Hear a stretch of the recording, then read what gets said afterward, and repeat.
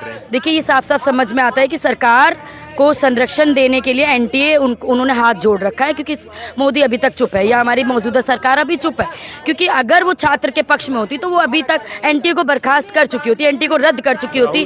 4 तारीख को सिर्फ नीट का रिजल्ट नहीं आया था, 4 तारीख को देश के चुनाव का भी रिजल्ट आया था, और उस दिन इस देश की जो जनता और युवा हैं उन्होंने सरकार को होश में लाने की जी तोड़ कोशिश करी। लेकिन आप देख लीजिए, विडंबना देखिए कि अभी भी संसद के सदन के अंदर उन्हीं युवाओं की आवाज, दुख, दर्द, पीड़ा उस सरकार के संज्ञान से पूरी तरीके से नदारत है, और इसीलिए हम मजबूर हैं यहाँ सड़कों पर उतरने के लिए। एक बात बताइए, हमारी कदम कदम पर परीक्षा ली जाती है और ये सवाल क्यों नहीं पूछा जा रहा है कि परीक्षा लेने वाले की परीक्षा कौन लेगा? Who will examine the examination system, the testing agency? And that is why हम यहाँ पर मजबूर हैं ये सवाल उठाने के लिए और अपनी मांगे रखने के लिए। कोई अलादीन का चिराग नहीं मांग रहे हैं, हम मांग रहे हैं कि सुप्रीम कोर्ट की निगरानी में जांच बिठाई जाए इस पूरे प्रकरण पर, एनटीए के एग्जामिनेशंस पर। उसके अलावा बर्खास्त किया जाए शिक्षा मंत्री को, यूजीसी के चेयरमैन को, एनटीए को भंग किया जाए, ठग एजेंसी को। पढ़ाई को बढ़ावा देते हैं तो एक बात बताएं, अपने कार्यकाल में एनटीए के पिछले 7 सालों में 70 से बड़े जो पेपर लीक हुए हैं उस पर एक बार कान भी क्यों नहीं खींचे गए नेशनल टेस्टिंग एजेंसी के? क्या उनके लिए नेशनल टेस्टिंग एजेंसी इस देश के युवाओं से ज्यादा सगी है? ये बात स्पष्ट हो चुकी है हमारे सामने। इसीलिए हम ये मांग कर रहे हैं कि तुरंत शिक्षा मंत्री को बर्खास्त किया जाए, यूजीसी चेयरमैन को बर्खास्त किया जाए, एनटीए को तुरंत भंग किया जाए। अरे ये कोई कॉन्स्टिट्यूशनल बॉडी है ही नहीं, पार्लियामेंट के किसी एक्ट के थ्रू, रिकमेंडेशन के थ्रू नहीं आई है। सोसाइटीज रजिस्ट्रेशन एक्ट 1860 के तहत ये आती है। इसके पास 2 दर्जन भर से ऊपर परमानेंट स्टाफ नहीं है, लाखों लाख स्टूडेंट्स का एग्जाम कंडक्ट करा पाने के लिए। तो स्वाभाविक सी बात है कि मतलब ये पेपर लीक और घोटाले तो होने आम बात है। इसी ना चाहिए इस तरीके की एनटीए जो पैसा लेके पेपर लीक करा रही है, ये मतलब किसके लिए? मतलब शिक्षा में इतना बड़ा व्यापार चल रहा है, एक तरीके से बेच दी जा रही है शिक्षा। जिसके पास पैसा है वो शिक्षा ले सकता है, जिसके पास नहीं है वो नहीं ले पाएगा। तो ये तो बहुत बड़ा हमारे देश में शिक्षा का अगर भविष्य देखा जाएगा अंधकार में जा रहा है। जी, क्या नाम आपका? मेरा नाम मुदिता है। जिस तरीके से आपने तो पहले भी किया था प्रोटेस्ट, उसके बाद भी वापस से क्या मतलब वापस से क्यों आना पड़ रहा है आपको? देखिए, हम मजबूर हैं। पिछले महीने में, मई और जून के महीने में केवल 4-5 एग्जाम गिन लीजिए तो 36 लाख स्टूडेंट्स के भविष्य के साथ ऐसी आग लगा दी गई उनके भविष्य पे ये नेशनल टेस्टिंग एजेंसी, शिक्षा मंत्रालय और हमारी सरकार द्वारा, कि उसका कोई हिसाब किताब नहीं लिया जा रहा है। अरे आप एक बात बताइए, हमारी कदम कदम पर परीक्षा ली जाती है और ये सवाल क्यों नहीं पूछा जा रहा है कि परीक्षा लेने वाले की परीक्षा कौन लेगा? Who will examine the examination system, the testing agency? And that is why हम यहाँ पर मजबूर हैं ये सवाल उठाने के लिए और अपनी मांगे रखने के लिए। कोई अलादीन का चिराग नहीं मांग रहे हैं, हम मांग रहे हैं कि सुप्रीम कोर्ट की निगरानी में जांच बिठाई जाए इस पूरे प्रकरण पर, एनटीए के एग्जामिनेशंस पर। उसके अलावा बर्खास्त किया जाए शिक्षा मंत्री को, यूजीसी के चेयरमैन को, एनटीए को भंग किया जाए, ठग एजेंसी को। और इसके अलावा ये जो पूरा नापाक गठजोड़ है, कोचिंग माफिया का, एग्जाम पेपर लीक माफिया का, स्कैमस्टर्स का, उस पर नकेल कसी जाए। सीबीआई की तरफ गया तो है केस, कह रहे हैं लोग। सीबीआई सरकार की एक लैपडॉग एजेंसी है, उसको हमें बिल्कुल विश्वास नहीं है सीबीआई की जांच पर। हर चीज में सीबीआई की जांच बिठाई जाती है और फिर उसको रफा दफा कर दिया जाता है और देश के युवाओं का जो भविष्य है उसको ऐसे ही तिलांजलि दे दी जाती है। संसद में जब राहुल गांधी ये मुद्दा उठाते हैं तो सामने विपक्षी पार्टी उसको दबाने की कोशिश करती है। अभी भी तमाम जो अपने संसद में जो मुद्दे चल रहे हैं, नीट का मुद्दा क्यों नहीं आ रहा है? 4 तारीख को सिर्फ नीट का रिजल्ट नहीं आया था, 4 तारीख को देश के चुनाव का भी रिजल्ट आया था, और उस दिन इस देश की जो जनता और युवा हैं उन्होंने सरकार को होश में लाने की जी तोड़ कोशिश करी। लेकिन आप देख लीजिए, विडंबना देखिए कि अभी भी संसद के सदन के अंदर उन्हीं युवाओं की आवाज, दुख, दर्द, पीड़ा उस सरकार के संज्ञान से पूरी तरीके से नदारत है, और इसीलिए हम मजबूर हैं यहाँ सड़कों पर उतरने के लिए। मोदी जी तो पढ़ाई को इतना वो कहते हैं कि हम तो पढ़ाई को बहुत बढ़ावा देते हैं, उसके बाद भी फिर इस तरीके से पढ़ाई को बढ़ावा देते हैं तो एक बात बताएं, अपने कार्यकाल में एनटीए के पिछले 7 सालों में 70 से बड़े जो पेपर लीक हुए हैं उस पर एक बार कान भी क्यों नहीं खींचे गए नेशनल टेस्टिंग एजेंसी के? क्या उनके लिए नेशनल टेस्टिंग एजेंसी इस देश के युवाओं से ज्यादा सगी है? ये बात स्पष्ट हो चुकी है हमारे सामने। इसीलिए हम ये मांग कर रहे हैं कि तुरंत शिक्षा मंत्री को बर्खास्त किया जाए, यूजीसी चेयरमैन को बर्खास्त किया जाए, एनटीए को तुरंत भंग किया जाए। अरे ये कोई कॉन्स्टिट्यूशनल बॉडी है ही नहीं, पार्लियामेंट के किसी एक्ट के थ्रू, रिकमेंडेशन के थ्रू नहीं आई है। सोसाइटीज रजिस्ट्रेशन एक्ट 1860 के तहत ये आती है। इसके पास 2 दर्जन भर से ऊपर परमानेंट स्टाफ नहीं है, लाखों लाख स्टूडेंट्स का एग्जाम कंडक्ट करा पाने के लिए। तो स्वाभाविक सी बात है कि मतलब ये पेपर लीक और घोटाले तो होने आम बात है। इसीलिए आप एक बात बताइए, जो पूरी तरीके से आउटसोर्सिंग और प्राइवेट एजेंसीज पर निर्भर एग्जाम कंडक्ट कराने के लिए, उस टेस्टिंग एजेंसी की क्या कॉम्पिटेंस बनती है हमारा एग्जाम लेने के लिए?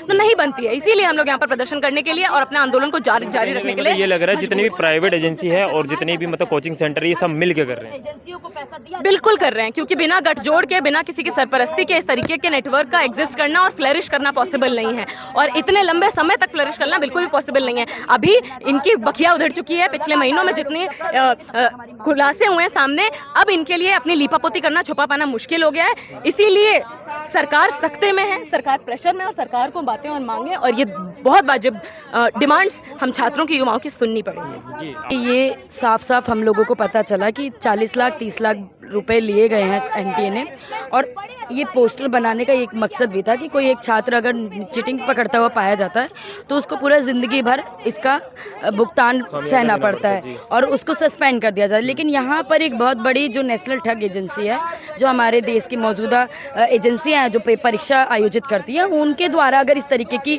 कोई सामने आती है, और ये पहली बार नहीं है, कई बार हुआ है। अभी तक 7 सालों में कितने पेपर लीक हुए हैं और कितनी बड़ी संख्या में हुआ है, और इस पे भी अभी सरकार ने कुछ नहीं किया। इसलिए ये बहुत बड़ा कारण है कि ये बहुत बड़ा है, इन्होंने इतने छात्रों का पेपर लीक करा और इतने छात्रों का भविष्य खराब किया, तो इसको अभी तक क्यों नहीं सजा दी गई, इसको क्यों नहीं अभी तक बर्खास्त किया गया? संसद में मोदी जी तमाम बातें कर देते हैं, लेकिन नीट का मुद्दा क्यों नहीं छेड़ रहे हैं? देखिए, ये साफ साफ समझ में आता है कि सरकार को संरक्षण देने के लिए एनटीए उन्होंने हाथ जोड़ रखा है, क्योंकि मोदी अभी तक चुप है, या हमारी मौजूदा सरकार अभी चुप है।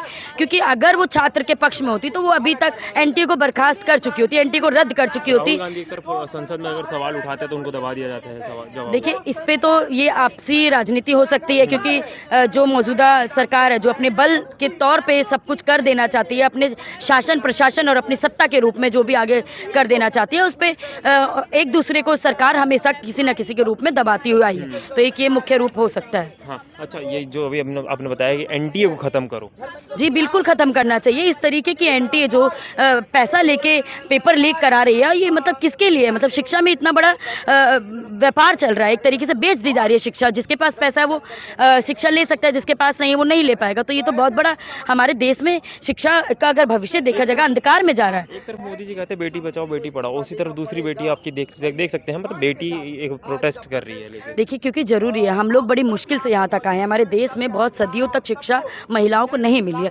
हमारे देश में महिलाओं को शिक्षा के लिए बहुत लोगों ने शहीदी दी है। सावित्रीबाई फुले, फातिमा शेख, जिन अलग अलग धर्मों से होते हुए भी उन्होंने एकता का मिसाल कायम किया था हमारे देश में, और उन्होंने महिला शिक्षा के लिए लगातार संघर्ष किया था। उस समय जब सावित्रीबाई फुले पढ़ाने जाती थी तब उन पर गोबर और पत्थर भी मारे जाते थे, अलग अलग जातियों के द्वारा उनके जाति सूचक शब्द भी बोले जाते थे, ताकि वो अपने संघर्ष को खत्म कर दे। लेकिन वो हार नहीं मानी। अगर वो हार मानती तो आज हम यहाँ पे अपने अधिकारों के लिए लड़ नहीं रहे होते, हम यही बोल रहे होते कि हमारे लिए शिक्षा देनी चाहिए लड़कियों के लिए। लेकिन उन्होंने जो संघर्ष किया उसको हमें याद करते हुए, उनकी शहीदी को याद करते हुए, उनके अलग अलग संघर्षों को याद करते हुए हम लोगों को आगे एक संकल्प लेना पड़ता है। क्योंकि हम लोग जो युवा हैं, जो महिलाओं के क्षेत्र में हम लोग आगे आए हैं, वो परसेंट है जो पूरे 100 में से 27 युवा जो हायर एजुकेशन में पहुंच रहे हैं, उसमें से 3 महिलाएं हैं जो हायर एजुकेशन में पहुंच रही है। ये कौन सी महिलाएं जो बहुत मुश्किल तक यहाँ तक आ रही है? यानी कि हमारे देश का बहुत बड़ा हिस्सा खास करके महिलाओं का वो शिक्षा तक नहीं पहुंच पा रहा है। जो 3 मुद्दे हैं कि एनटीए को खत्म करो, उसके बाद में आपने बोला कि जो धर्मेंद्र जी हैं उनको इस्तीफा मांग रहे हैं, उसके बाद लास्ट में जो आपका मुद्दा आया था कि रीनीट। देखिए, धर्मेंद्र प्रधान जो हमारे शिक्षा मंत्री हैं, उनको इस्तीफा देना चाहिए। अगर वो नहीं देते हैं, शर्म के कारण उनको डूब मरना चाहिए। दूसरी बार हमारे देश की सरकार क्या कर रही है, अभी तक उनको उनके पद से क्यों नहीं हटाया जा रहा है? ऊपर से हमारे यूजीसी चेयरपर्सन मामी डाला जो है, उनको भी उनके पद से हटाना चाहिए। तीसरी बात, जो बड़ी मुश्किलों से बच्चे इतने लंबे संघर्ष के बाद अपनी पढ़ाई करते हैं, उनको पेपर देने के बाद 24 घंटे के अंतराल पता चलता है कि पेपर लीक हो गया या पेपर कैंसिल हो गया। इतना बड़ा धक्का लगता है कि पूरा सोर्स लगा देते हैं एक बच्चे के ऊपर। मैं पहली पीढ़ी हूँ जो यहाँ तक पहुँची हूँ, ग्रेजुएशन पास करके मास्टर करके मैंने नेट का पेपर दिया। मेरे माता पिता नहीं पढ़े लिखे हैं, मेरी मम्मी 5वीं तक भी नहीं पढ़ी, मेरे पापा सिर्फ 5वीं पास है। क्योंकि मेरी माँ के रूप में भी अगर मैं देखूँ तो क्योंकि उस समय उस माहौल में महिलाओं को पढ़ने की इजाज़त नहीं थी। उन्होंने इतने संघर्ष के बाद, मतलब खाने पीने की किल्लत थी हमारे घर में, इतनी मुश्किलों से हम लोग यहाँ तक पहुँचे हैं।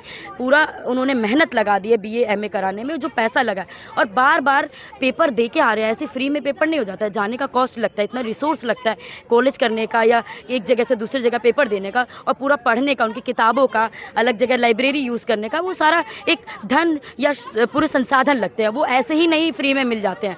तो उन सब चीज़ों का एक दुख लगता है कि हम लोगों को बार बार इस तरीके के जो सुनने को मिलती है खबरें, उससे एक निराश पैदा होती है। होती है, एक इतना दुख होता है कि हम लोग कैसे आगे बढ़े। लेकिन फिर भी एक आशा इसी चीज़ की है कि अगर हम ही नहीं लड़ेंगे, जैसे कि सावित्रीबाई फुले ने अपने समय पे संघर्ष किया और हम लोगों को शिक्षा मिली, और हमारे आने वाली पीढ़ी को ये जवाब ना पूछना पड़े कि हमने क्या किया। इसीलिए हमें लड़ना भी ज़रूरी है, क्योंकि आज की मौजूदा सरकार चाहती नहीं है कि छात्रों के हक में कोई बात हो। वो लगातार शिक्षा को बेचने के लिए नए नए शिक्षा कानून को लाती रही है, और नए नए शिक्षा जो अलग अलग NEP आई है, 2020 आई है, या अलग अलग जो शिक्षा के कानून आए हैं वो छात्र विरोधी हमें दिखाई देते हैं। वो चंद अमीर घरानों से आने वाले अमीरों के बच्चों को जो प्राइवेट स्कूल से पढ़ते हैं, जो अच्छे नंबरों से, संसाधनों के कारण ऐसे अच्छे नंबर नहीं आ जाते हैं। गरीब बच्चा जो फैक्ट्री में पानी भर रहा है, 3 घंटे फैक्ट्री में काम कर रहा है, और बलजीत नगर जैसे इलाके में, बस्तियों में टैंकर से 3-3 घंटा पानी भर रहा है, उसको टाइम तक नहीं मिलता है लड़कियों को पढ़ने के लिए।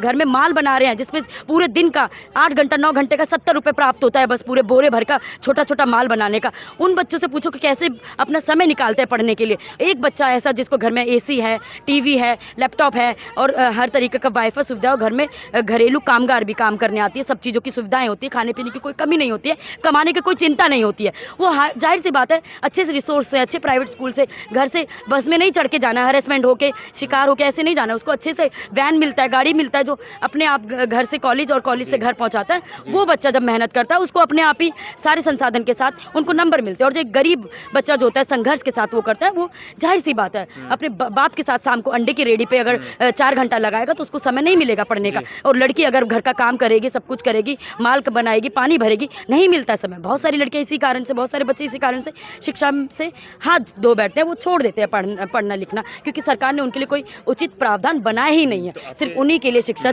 वंचित कर दी गई है हम छात्रों को। आखिरी मांग क्या है कि सरकार इस तरीके से मतलब इस पे कदम उठाए? देखिए, हमारी एक मुख्य डिमांड यही है कि NTA को रद्द करना चाहिए, उसकी बर्खास्तगी होनी चाहिए, UGC का चेयरपर्सन और शिक्षा मंत्री इनको इस्तीफा देना चाहिए। दूसरी बात कि इस तरीके के ठग एजेंसियों पे जो कि कोचिंग माफिया के साथ जुड़ करके अलग अलग जो दिल्ली के या इंडिया के उसमें लीक करवाते हैं पेपर को, उनको बैन करना चाहिए, क्योंकि उनके कारण से भी इस तरीके की दिक्कतें सामने हैं। ठीक है, जैसे कि आपने देखा तमाम लोगों की तमाम राय है, बाकी बच्चे जितने बच्चे यहाँ पे प्रोटेस्ट कर रहे थे उनकी अपनी अपनी राय है। आखिर कब तक सरकार इस पर कार्रवाई करेगी? मोदी सरकार क्यों चुप है? आने वाले समय, पहले भी मोदी सरकार मणिपुर के मुद्दे पे चुप थी, ये वही जगह है जहाँ पर रेसलर प्रोटेस्ट हुआ था, और अब नीट के बच्चे जो है यहाँ पर धरना प्रदर्शन कर रहे हैं। इस पर भी सरकार क्यों नहीं बोल रही? आप लोग की क्या राय है कमेंट सेक्शन में बताइए। तब तक के लिए देखते रहिए आई न्यूज़।